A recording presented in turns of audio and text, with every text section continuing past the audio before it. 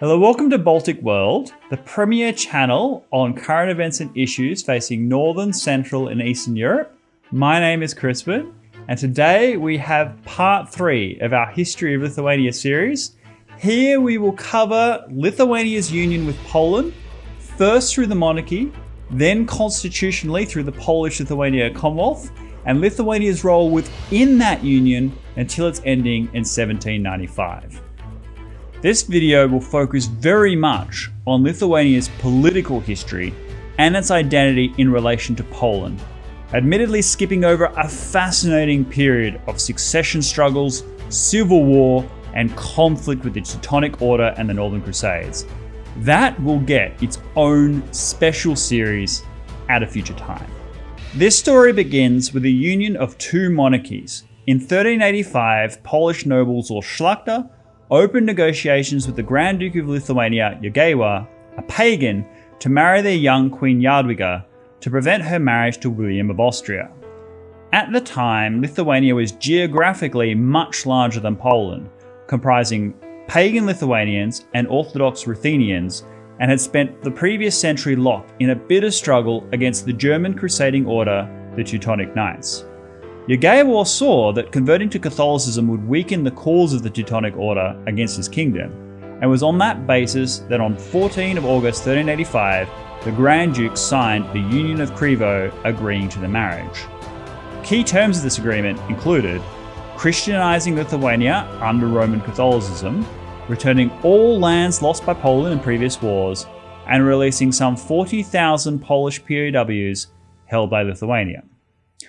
In February of 1386, Jogaila arrived in Krakow and was baptized, taking the name Vladislav. He married Jadwiga on 18 February 1386 and was crowned King of Poland, beginning a union that would last for the next 400 years. At this time, it was purely a monarchical union, with both Lithuania and Poland retaining its independent sovereignty, much like James VI of Scotland, becoming James I of England upon the death of Elizabeth I. However, over time, Jogaila did align many of the legal and political systems between Lithuania and Poland, laying critical foundations for the later union.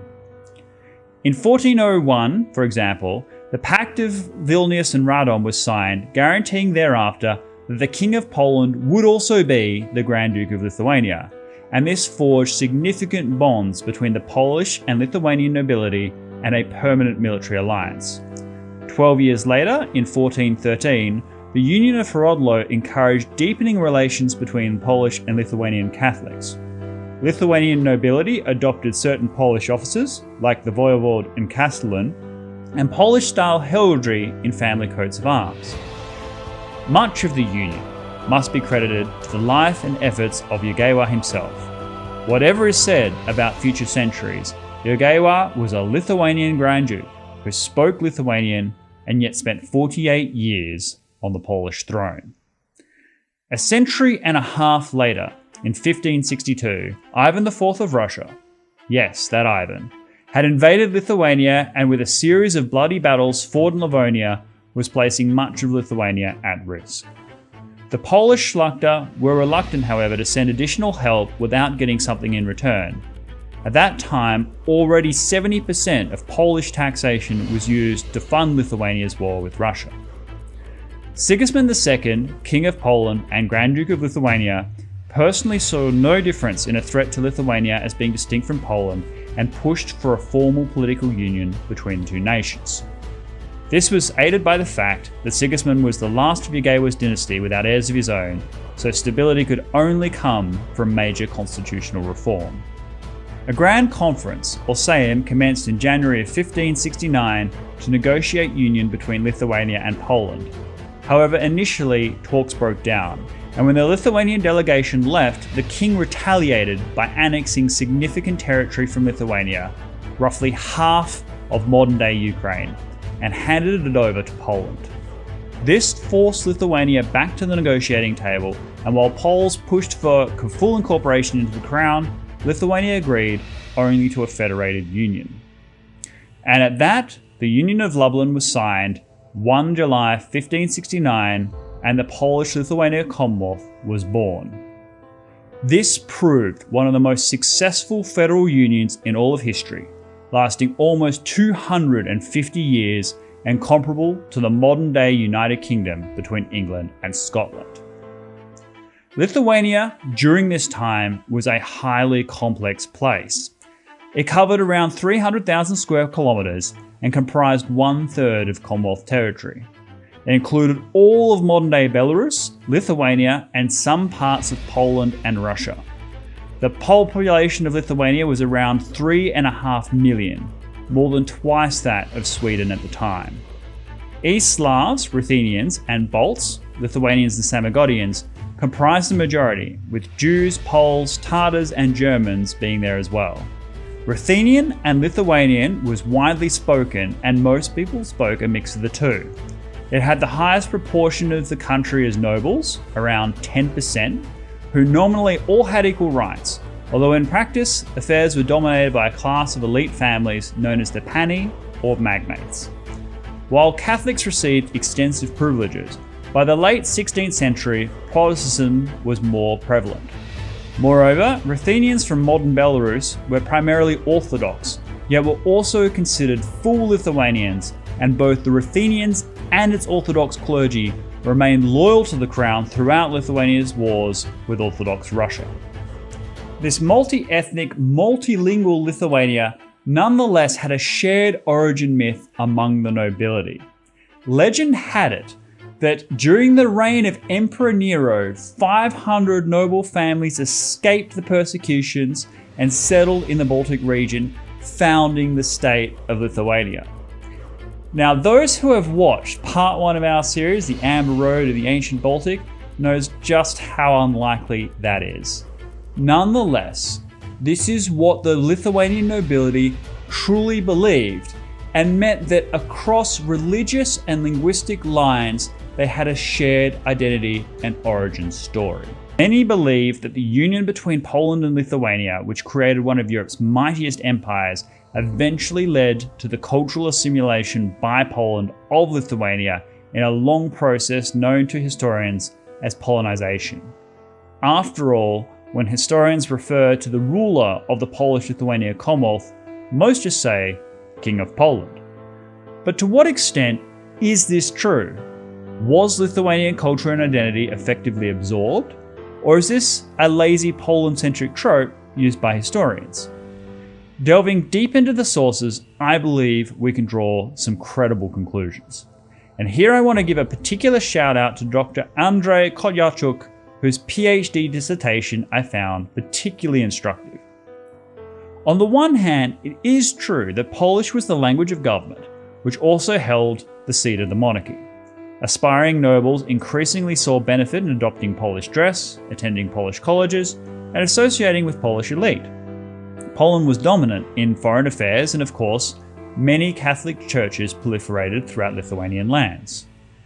Yet, as I already mentioned, Lithuania was special in that it was multilingual and with multiple denominations of Christianity living side by side.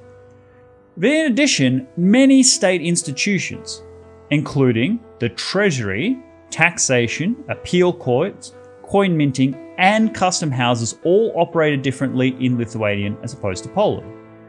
Lithuania even retained a separate army. Polish troops were not permitted to enter Lithuania without permission, and the king made a separate oath as Grand Duke of Lithuania as to the King of Poland.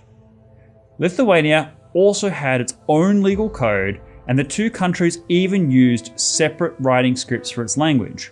Latin script was used in Poland and Cyrillic in Lithuania.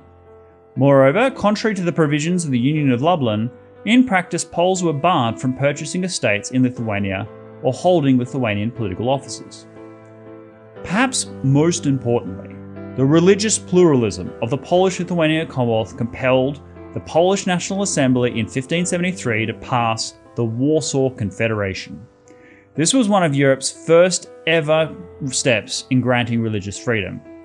While religious-based conflicts certainly existed, relative to other nations, the Commonwealth was spared much religious strife, especially with respect to the horrors and pestilence of the 30 Years' War. Indeed, in 1655, during a particularly low point in Lithuania-Poland relations, some Lithuanian magnates even attempted to dissolve the Commonwealth, and during the Great Northern War hand the position of Grand Duke of Lithuania over to the King of Sweden, Karl X Gustav, which was ultimately defeated by popular uprising by the Lithuanians themselves.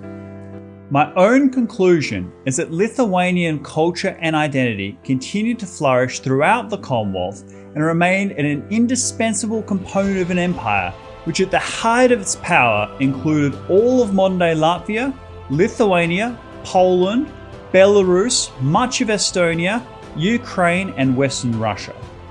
And while government was certainly Poland-oriented, the actual composition of the Commonwealth was far more culturally blended. Certainly Lithuania held a far more influence within the Polish-Lithuanian Commonwealth than does Scotland in the union with England today. Modern day comparisons are obvious to make, but in my view, they are erroneous. Finally, we come to the enduring influence of the Polish-Lithuanian Commonwealth on Lithuania today, and here I'll make a few observations. First, Lithuania's relationship with Poland is a bit complicated. I think this really comes down to Poland having annexed so much Lithuanian territory at the initial union and the enduring perception that Lithuania was being taken advantage of during the invasions of Russia. This original sin, however, unfortunately overshadows what was actually a highly successful political partnership that lasted centuries, punctuated mostly by genuine warm feeling and cooperation. This continues now, with a Polish minister sending border guards to help Lithuania secure its border with Belarus to stop the flood of migrants from Turkey. Second is the question of identity. Poles are viewed mostly as Slavs and Lithuanians as Balts, and one may ask the degree of cultural difference given the centuries-long interplay between them. While Poles and Lithuanians do differ in some ways, notably physically, it should also be pointed out that whatever lingering daggers exist between them, the truth is that Lithuanians and Poles have far more similarities than they do differences. I hope you've enjoyed part 3. If you did, smash that like and subscribe button. We are going to continue with part 4 of Lithuania under the yoke of the Russian Empire and how they preserved their language and culture in a real underground way, so stay tuned for that. And if you did want to comment on this, leave it down below and happy to talk to you next time. Goodbye.